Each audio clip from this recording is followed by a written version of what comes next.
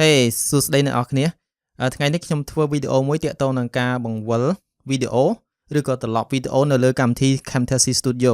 មុនខ្ញុំធ្វើវីដេអូនេះខ្ញុំធ្លាប់ជួបបញ្ហាមួយជាមួយនឹងទូរស័ព្ទរបស់ខ្ញុំ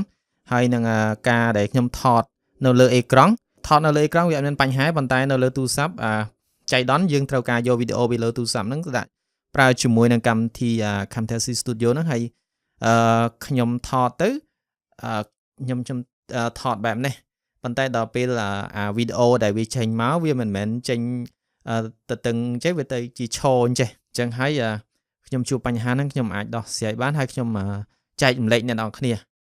ហើយមុននឹងចាប់ដើមសូមកុំភ្លេច Subscribe ជាមួយនឹង Channel Electrotech ទាំងអស់គ្នាដើម្បីបានវីដេអូថ្មីៗបន្តទៀតបាទសូមចាប់ដើមជាមួយខ្ញុំដូចតទៅ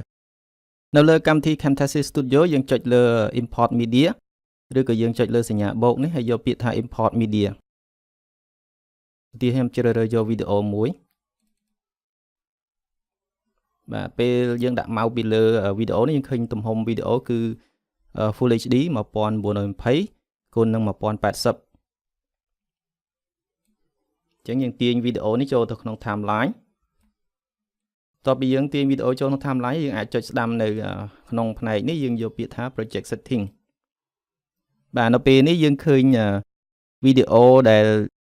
របស់យើងគឺទំហំវីដេអូគឺ Full HD 1920គុណ1080ប៉ុន្តែកម្មវិធី Camtasia Studio វាទៅជា detect ឃើញវីដេអូយើងទំហំតា608តែនឹង1080ទៅវិញអញ្ចឹងយើងអាចដូរទំហំវាទៅ1920តើមកយើងចុចលើ apply អញ្ចឹងយើងចុច select លើវីដេអូហ្នឹងដើម្បីបង្វិលវាយើងមានពីរវិធីគឺយើងអាចកំណត់ចាប់ទាញបង្វិលនៅពេលយើងដាក់ម៉ៅចូលវាចេញសញ្ញាបង្វិលបែបនេះយើងអាចបង្វិលវីដេអូបានការបង្វិលនៅលើការបង្វិលបែបនេះគឺថាវាមានលក្ខណៈលំបាកតិចដោយសារការកាន់ម៉ៅនោះវាអាចអត់នឹងអញ្ចឹងយើងអាចកំណត់ degree អត់ត្រូវវីដេអូវាអាចផ្អៀងបាទផ្អៀងទៅឆ្វេងឬក៏អាចផ្អៀងទៅស្ដាំអញ្ចឹងដើម្បីការពារកុំឲ្យវាផ្អៀងយើងអាចកំណត់នៅខាងស្ដាំដៃនេះបើសិនបើយើងអត់ឃើញយើងអាចចុចលើប៊ូតុង property នេះនៅស្ដាំដៃផ្នែកវីដេអូនេះយើងឃើញនៅកន្លែងនេះ rotation នេះយើងយក90 degree បើសិនជាយើង cancel វានឹងត្រឡប់ទៅចេះវិញយើងយក90 degree ចំណែក y នេះគឺយើងកំណត់ degree ទៅតាមទិសឈរនៃវីដេអូឬក៏យើងត្រឡប់វីដេអូបញ្ច្រាស់ទៅវិញបាទឧទាហរណ៍ថាយើងដាក់មកឧទាហរណ៍90 degree ទិសឈរវាទៅចេះឬក៏យើងដាក់180 degree តាមទិសឈរវាទៅជាបញ្ច្រាស់ចេះវិញបាទហើយយើងអាចចុចនេះ cancel វាចំណែកនេះនៅទិសដេក x axis យើងអាចកំណត់ទីហោ90 degree តាមទិសដេកឬក៏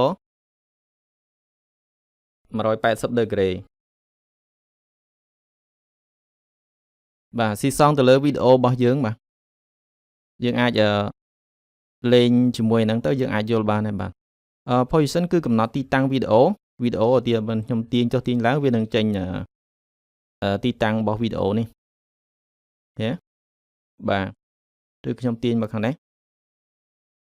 ឬខ្ញុំទាញចុះក្រោមខ្ញុំទាញឡើងលើបាទយើងអាចមើលទីតាំងបានយើងអាចចុចទីនេះដើម្បី cancel វាចោលវិញពេលនេះវាត្រឡប់មកគឺវីដេអូផ្ដេកប៉ុន្តែវីដេអូនេះអត់ទាន់ពេញទេបើយើងមើលតាមទំហំនេះគឺអត់ទាន់ពេញទេអញ្ចឹងយើងចុចស្ដាំលើវីដេអូហ្នឹងហើយយកពាក្យថា scale to fit ពេលនេះគឺវីដេអូពេញហើយបាទអញ្ចឹងសូមអរគុណអ្នកនរគ្នាចំពោះការតាមដានហើយសុខសប្បាយទាំងអស់គ្នាជម្រាបលា